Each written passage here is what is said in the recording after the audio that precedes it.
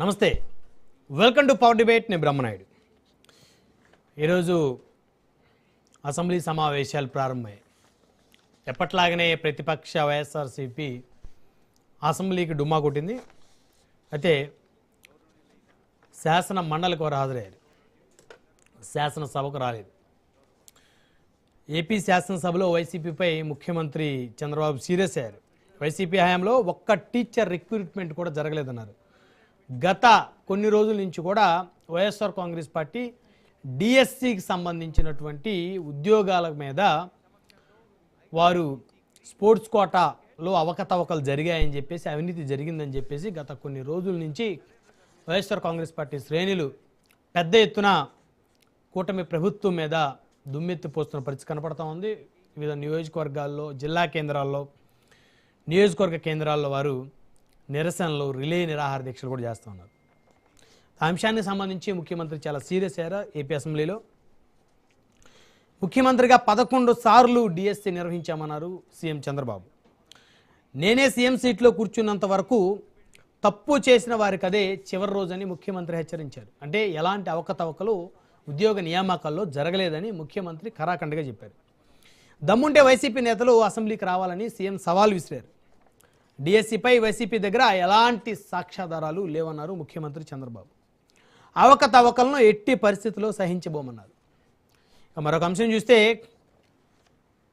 జనసేన అధినేత AP deputy CM సోదరుడు MLC నాగబాబుకి అరుదైన గౌరవం దక్కింది. ఏపీ పర్యావరణ అటవీ శాఖ గ్రీన్ నిర్వాహక కమిటీ చైర్మన్గా ఆయన నియమిస్తూ ప్రభుత్వం ఉత్తర్వులు జారీ చేసింది.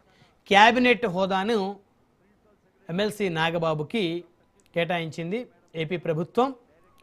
అయితే గతంలో క్యాబినెట్లోకి నాగబాబుని తీసుకుంటామంటూ ముఖ్యమంత్రి ఒక లెటర్ కూడా రిలీజ్ చేశారు. ఆ తర్వాత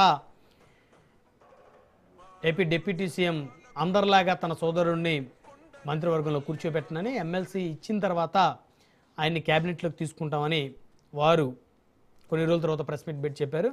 అయితే ఎమ్మెల్సీగా ఆయన ఎంపికై దాదాపు ఏడాది గడిచిపోయినటువంటి పరిస్థితి. ముఖ్యమంత్రి గారు నాగబాబు గారిని మంత్రివర్గంలో తీసుకుంటామంటూ ఇచ్చిన లెటర్ కూడా 1.5 పైగా గడిచిపోయినటువంటి పరిస్థితి. అయితే ఎట్టకేలకు ఆయనకి క్యాబినెట్ ర్యాంక్ అయితే దక్కింది. క్యాబినెట్లో బెర్త్ దక్కపోయినా క్యాబినెట్ ర్యాంక్ దక్కింది. అయితే నాగబాబుకు మంత్రి పదవి ఇస్తారని చెప్పి మోసం చేశారన్నారు వైసీపీ నేత ఎమ్మెల్సీ తోట త్రిమూర్తులు. మాటిచ్చి ఎగ్గొట్టడం చంద్రబాబుకు అలవాటేనన్నారు తోట త్రిమూర్తులు. ఇది ఒక కీలకమైనటువంటి అంశంగా చూడాలి.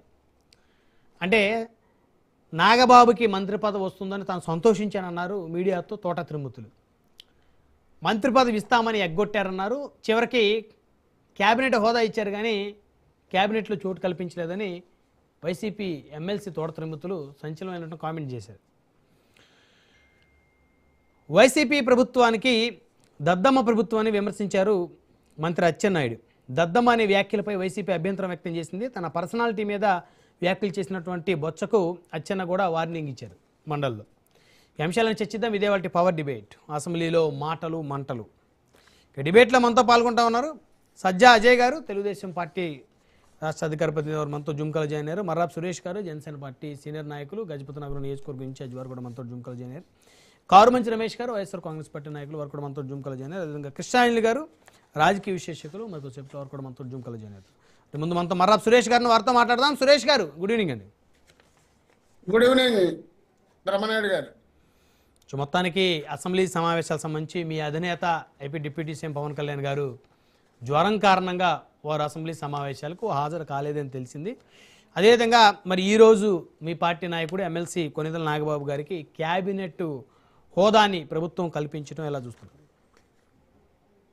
సార్ బ్రహ్మనాయుడు గారు, మీకు అలాగే ప్యానెల్ సభ్యులకి, రాజ్యస్ వీక్షకులకి అందరికీ కూడా నా నమస్కారాలు. అలాగే నాగబాబు గారికి ముందుగా నా యొక్క శుభాకాంక్షలు తెలియజేస్తున్నాను.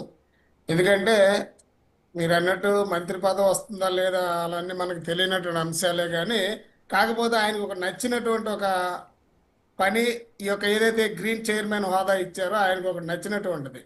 ఎందుకంటే గతంలో ఈ వన రామయ్య అని చెప్పేసి మొక్కలు నాటడంలో మన ఖమ్మం జిల్లాకు చెందిన ఒక వ్యక్తి వరల్డ్ రికార్డ్ సాధించారు ఆయన రామయ్య గారని.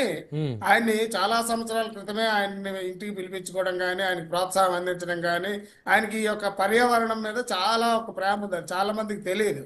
ఉమ్, ఈ గ్రీనరీ అనే దాని మీద మొక్కలు బాగుండాలి, పొల్యూషన్ ఉండకూడదు, వ్యవస్థ అంతా కూడా బాగుండాలి, భావితరాలకు ఒక మంచి ఒక వాతావరణాన్ని అప్పచెప్పాలనే ఆలోచనతో నాగబాబు గారు ఎప్పుడు ఉంటారో అది ఎక్కువ మాకు పవన్ కళ్యాణ్ గారు అనే ఆలోచనలో ఉంటాము.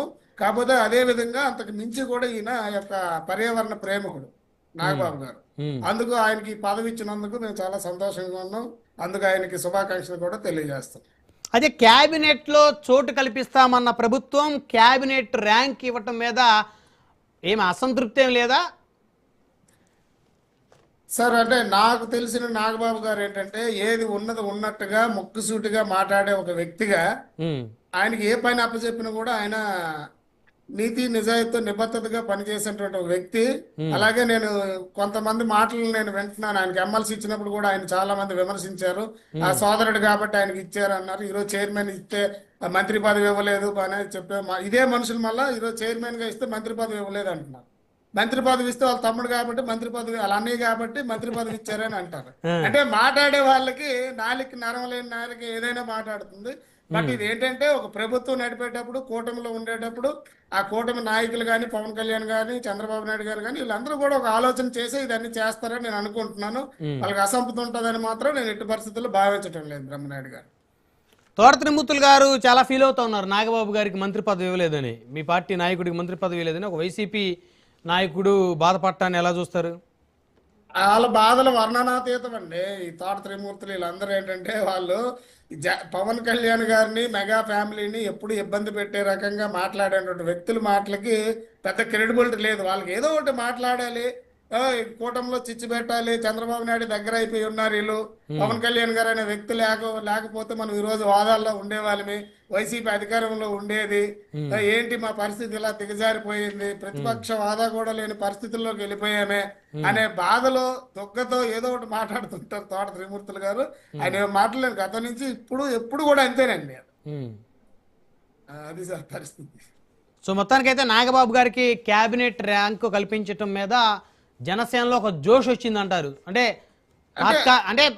తాత్కాలికంగానే తృప్తి పడతా ఉన్నారు, ఏదో ఒకటి వచ్చిందిలే అని. సార్ సార్ అలా తృప్తి అనే కంటే క్యాబినెట్ హోదా అనే దానికంటే కూడా ఆయనకు ఒక బాధ్యత అప్పచెప్పారని నేను అనుకుంటున్నాను. ఆయన కూడా అదొక బాధ్యతగానే ఇప్పుడు ఎమ్మెల్సీ ఇచ్చినప్పటికీ ఈ రోజు ఏదైతే ఈ గ్రీనరీ మీద ఇచ్చినటువంటిది ఎడ్యుకేషన్ ఏదైతే ఉందో ఇది ఎంత పెద్దదో మీకు అర్థం కావట్లేదు బ్రహ్మనాయుడికి. ఇది ఏంటంటే ఒక పంచాయతీ రాజు, ఒక అటవీ శాఖ, ఒక మున్సిపల్ శాఖ, ఇవన్నిటిలో కూడా ఈ యొక్క ఎడ్యుకేషన్ ఉంటుంది సార్. అటవీ శాఖలో అటవీని యాక్చువల్గా ఏంటంటే 2047 సంవత్సరానికి 50% అటవీ ప్రాంతాన్ని పెంచే దిశగా ఒక సెంట్రల్ గవర్నమెంట్ ఒక ఇది పెట్టింది.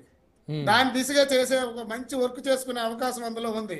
ఇలాగే పంచాయతీ గ్రామాల్లో కానీ మున్సిపాలిటీలో బ్యూటిఫికేషన్ కానీ లేదంటే ఒక మన దాన్ని ఏమంటారు మన టూరిజంకి సంబంధించినవి కానీ ప్రతి దగ్గర కూడా ఎలా ఉండాలి, ఏమేమి మొక్కలు వేయాలి, మన ఈ గ్రీనరీని ఏ రకంగా మనం చేయాలనేది ఆయన నిజంగా ఆయనకి మనసుకు నచ్చినటువంటి ఒక పని అప్పు చెప్పారు. అది ఎంతవరకు అనేది ఆయన బాధ్యతగా తీసుకుంటారని మాత్రం నేను 100% చెప్పగలను.